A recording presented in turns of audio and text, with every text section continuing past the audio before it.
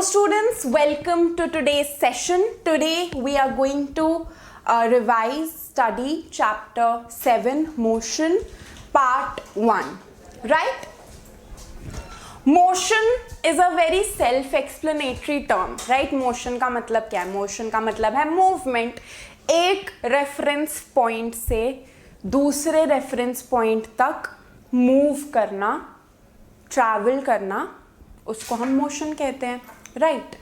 कोई चीज अगर रेस्ट पे है, we'll say it is in a state of rest, कि ये मूव नहीं कर रहा है अपने इनिशियल पोजीशन से फाइनल पोजीशन सेम है, there is no movement, no distance covered. But अगर कोई ऑब्जेक्ट एक पॉइंट से दूसरे पॉइंट तक मूव करता है, we say that the object is in a state of motion. अब जो सबसे easy basic type का motion है, that is motion along a straight line. मतलब एक straight line में आप चल रहे हैं. यहाँ पे हम एक path देख रहे हैं. The path starts with O, ठीक है? बीच में रेफरेंस पॉइंट्स क्या क्या हैं? सी है, बी है, ए है. मतलब कहाँ कहाँ ये ऑब्जेक्ट जो है वो डिफरेंट पोजीशंस पे रहा है, सी, बी एंड ए. एंड नीचे हम डिटरमाइन कर रहे हैं किलोमीटर्स, कितने किलोमीटर्स ट्रैवल हुआ है. अब अगर हम देखें, the object from O moves to C, from C moves to B, and from B moves to A, right? So at first the object moves through C and B and reaches A. फिर it moves back along the same path and reaches C through B. तो A से वापस B पे आया and B से वापस C पे गया, राइट? अब अगर मुझे पूछना है कि इस ऑब्जेक्ट ने टोटल डिस्टेंस कितनी कवर करी, टोटल पाथ कितना कवर करा, डिस्टेंस वर्ड अभी यूज नहीं करेंगे, पाथ वर्ड यूज करेंगे. कितना पाथ या कितना लेंथ कवर करा, राइट? तो कितना लेंथ कवर करा ये हम कैसे कैलकुलेट करेंगे? सबसे पहले ओ से ए तक कितना लेंथ दिखा रहा है? 60 किलोमीटर्स, राइट? एंड देन ए से बी तक, ए से सी तक, राइट? ए से सी तक वापस कितना लेंथ है? 35. सो 60 प्लस 35, टोटल जो ऑब्जेक्ट ने पाथ लेंथ कवर किया है दैट इज 95 किलोमीटर. और इसको हम बोलते हैं the distance covered by the object. Distance covered मतलब कितना पाथ लेंथ एक ऑब्जेक्ट ने अपने जर्नी या अपने मोशन के पीरियड में कवर किया है, that is known as the distance covered. Distance को डिस्क्राइब करने के लिए बस एक न्यूमेरिकल वैल्यू की रिक्वायरमेंट है, मैग्नीट्यूड की रिक्वायरमेंट है, डायरेक्शन की एज सच कोई रिक्वायरमेंट नहीं है. That is why distance is a scalar quantity. I hope you know that quantities को हम दो ब्रैकेट्स में कैटेगराइज कर सकते हैं.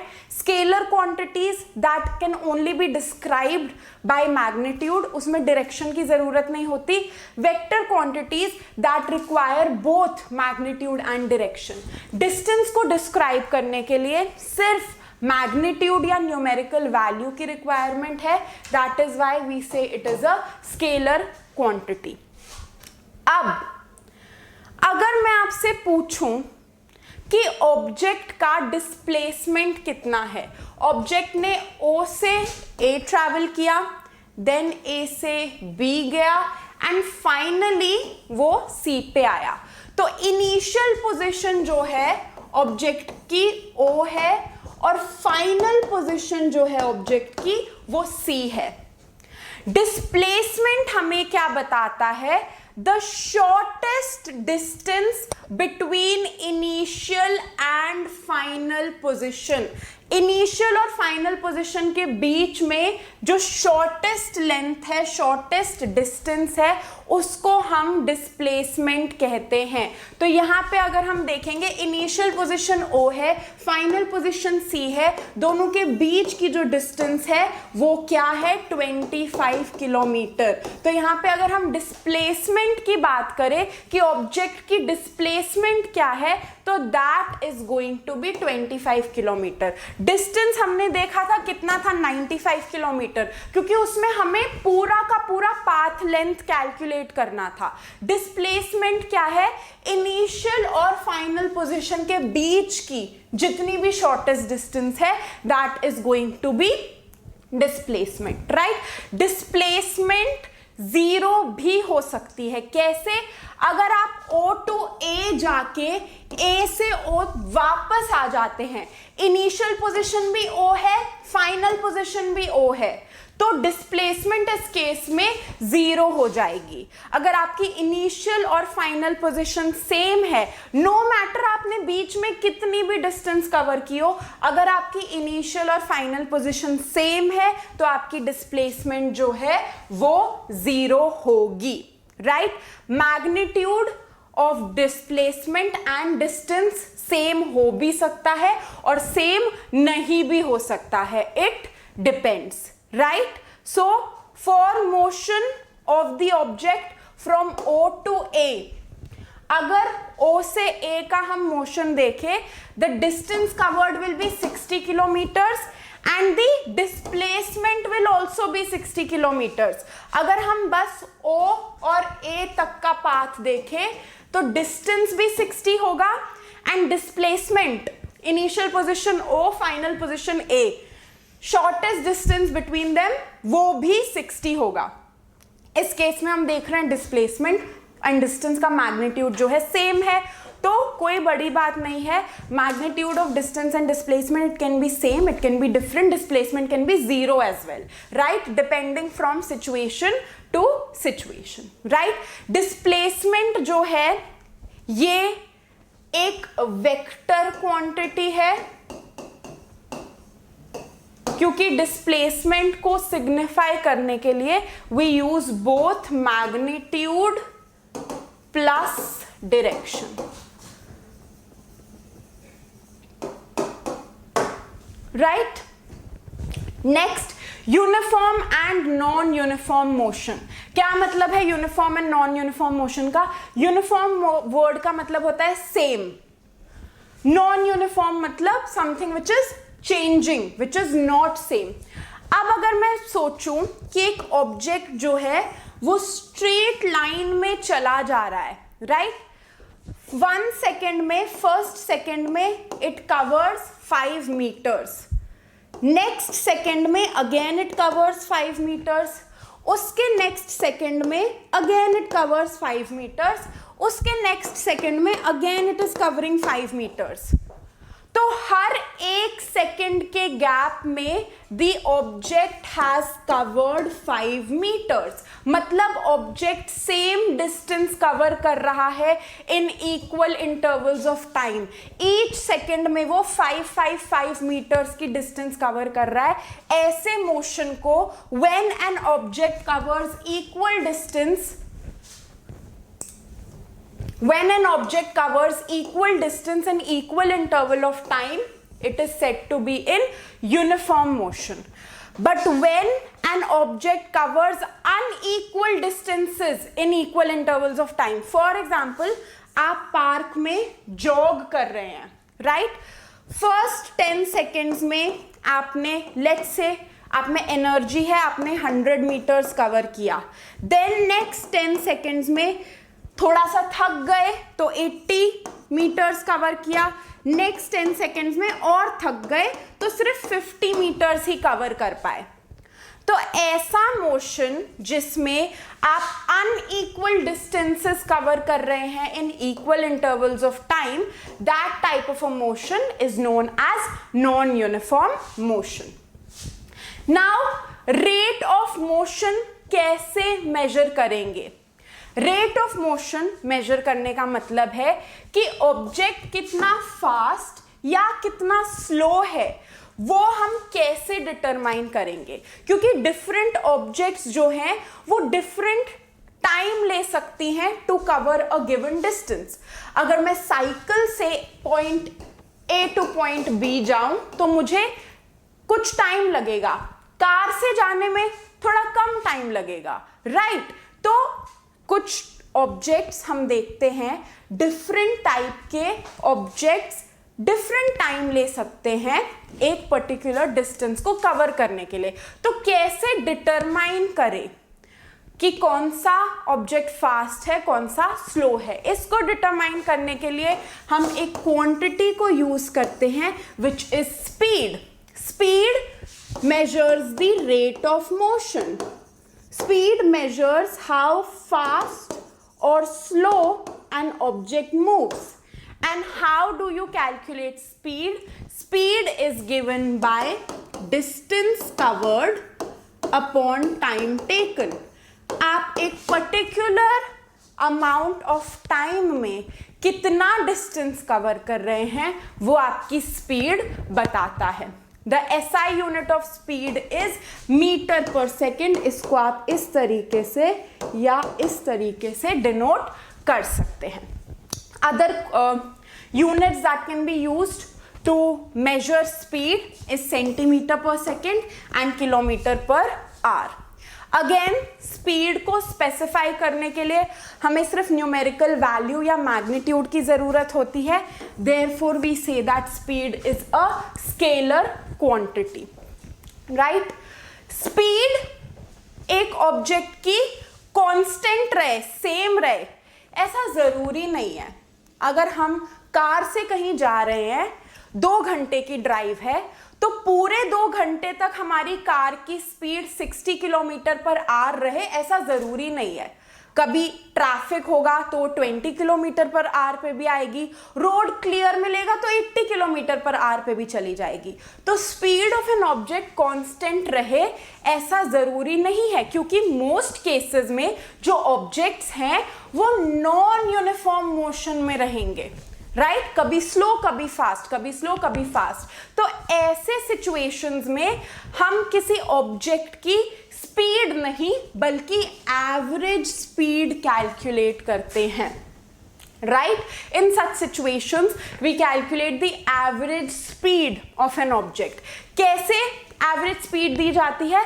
The average speed of an object is obtained by dividing the total distance traveled by the total time taken. So average speed will be the total distance traveled upon total time taken. Okay? So if an object covers a distance of s in time t, then its speed v will be equal to s by t. For example, a car travels a distance of 100 km in 2 hours. Its average speed is 50 km per hour.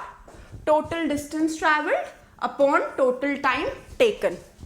The car might not have traveled at 50 km per hour all the time, पर उसकी average जो speed है वो 50 kilometre है। हो सकता है कभी 50 से ज्यादा रही हो स्पीड, कभी 50 से कम रही हो, बट जो एवरेज स्पीड है that is 50 kilometre per hour. Now speed with a direction. अभी तक हम बात कर रहे थे स्पीड जो है उसको स्पेसिफाई करने के लिए हमें एक बस न्यूमेरिकल वैल्यू चाहिए, बस एक मैग्नीट्यूड चाहिए। Speed is a scalar quantity. अब अगर हम बात करें speed of an object moving in a specific direction, moving in a definite direction, अब हमने स्पीड के साथ मैग्नीट्यूड एंड डायरेक्शन भी जोड़ दिया है, तो ऐसी क्वांटिटी को हम कहते हैं velocity. Velocity is the speed of an object moving in a definite direction. Again the velocity of an object can be uniform or it can be variable. अब क्योंकि velocity का एक मैग्नीट्यूड वैल्यू भी है एंड उसके लिए हमें direction को भी स्पेसिफाई करना है। तो वेलोसिटी को हम चेंज कर सकते हैं, किसी भी ऑब्जेक्ट की वेलोसिटी को, या तो हम उसकी स्पीड को चेंज करके चेंज कर सकते हैं या डायरेक्शन को चेंज करके चेंज कर सकते हैं, और both. If we need to change the velocity because it has both magnitude and direction, if we change the speed तब भी velocity change हो जाएगी। अगर हम ऑब्जेक्ट के मोशन का डायरेक्शन चेंज कर देते हैं तब भी velocity change हो जाएगी, right? In case the velocity of an object is changing at a uniform rate, then average velocity will be taken.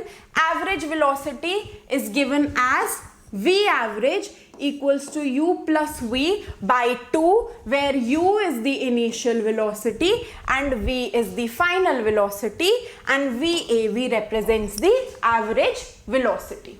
Velocity again has the same units as speed, which is meter per second. Now the rate of change of velocity in uniform motion. अगर एक object uniform motion में है, इसका मतलब है उसकी velocity change नहीं हो रही है, राइट? यूनिफॉर्म मोशन में अगर एक ऑब्जेक्ट ट्रैवल कर रहा है मतलब वो सेम वेलोसिटी से ट्रैवल कर रहा है, उसकी वेलोसिटी कहीं पे भी चेंज नहीं हो रही है। तो यूनिफॉर्म मोशन में ऑब्जेक्ट्स में change of velocity for any time interval will be zero. Uniform motion में चेंज इन वेलोसिटी किसी भी टाइम इंटरवल के लिए आप लेंगे, it will be zero. It is non-uniform motion in which velocity varies with time. Non-uniform motion में velocity change होगा time के साथ, right? So non-uniform motion में the change in velocity will not be zero, right? अब इस change in velocity को हम कैसे measure करें, right? यूनिफॉर्म मोशन में तो जरूरत नहीं है क्योंकि जीरो ही रहेगा। नॉन यूनिफॉर्म मोशन में चेंज ऑफ वेलोसिटी नहीं होगा जीरो। तो उस चेंज ऑफ वेलोसिटी को कैसे मेजर करें, उसके लिए another quantity comes into picture which is acceleration. Acceleration is the measure of change of velocity in a given unit of time. So acceleration is given by change in velocity upon time taken, right? So if the velocity of an object changes from an initial value u to the final value v in time t, acceleration will be given by final velocity minus initial velocity upon time taken, right? So acceleration will be given by final velocity minus initial velocity upon time taken. Acceleration will be taken as positive if it is in the direction of velocity, if its direction is same as the direction of velocity, and acceleration will be taken as negative when it is opposite to the direction of velocity. Acceleration के जो units हैं that is meter per second square, or it can also be written like this. Now if an object travels in a straight line and its velocity increases or decreases by equal amounts in equal intervals of time, acceleration is said to be uniform.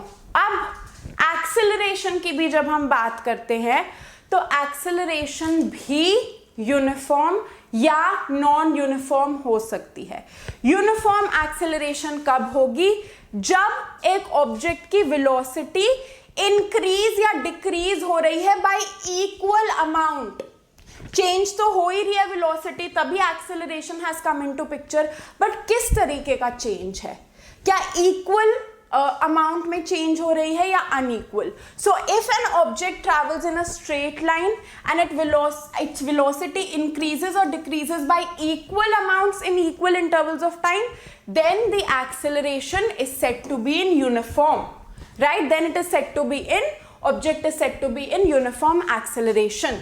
Motion of a freely falling body is an example of uniformly accelerated motion. अगर आप एक object को free fall करने देंगे तो वो जो acceleration है of the object, that is an example of uniformly accelerated motion.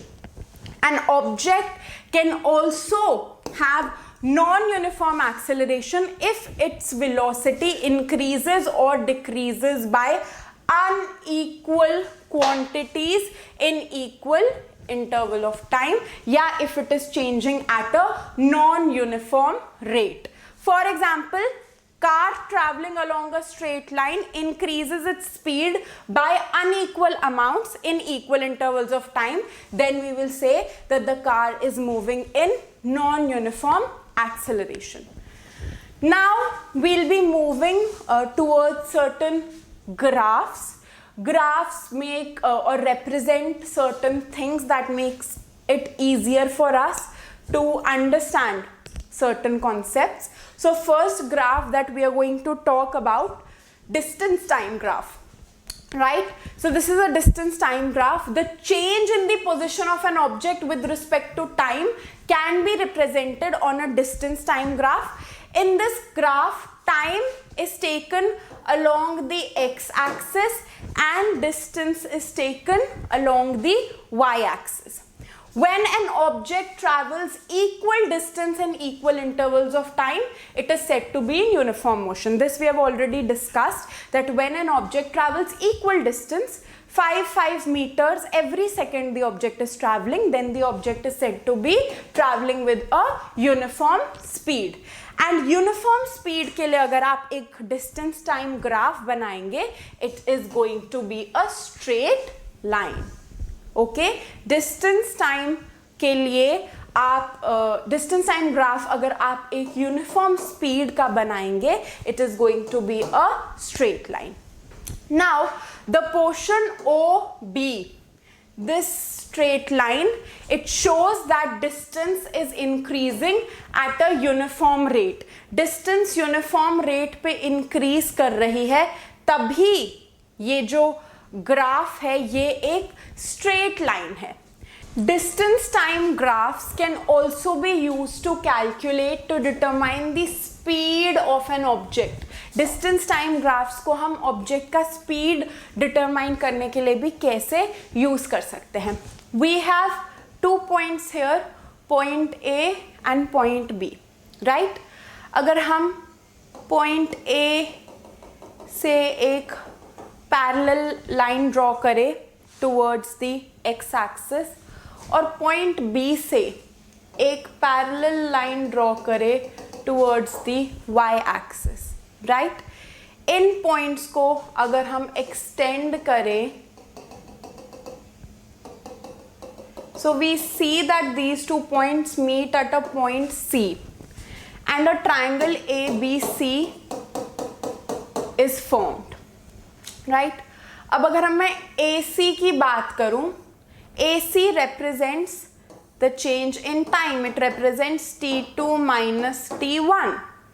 And अगर मैं BC की बात करूं, it represents the change in difference, S2 minus S1, right? So an object moves from point A to B, it covers a distance of S2 minus S1. इतनी distance cover की ना, A से B तक जाने में इतनी distance cover की, तो S2 minus S1 in time T2 minus T1. So speed will be given by S2 minus S1 upon T2 minus T1. Distance time graph for the motion of a car here is shown. Since we can see that it is not a straight line, so there is a variation in the distance that is traveled by the car. It is not equal. Therefore, this represents a motion with non-uniform speed, right? Non-uniform speed. If it was uniform, it would have been a straight line. It would have been a straight line. But since it is non-uniform motion, we see that a curve is formed, right? So that is all for this session. We'll cover the next part of this chapter in the next session.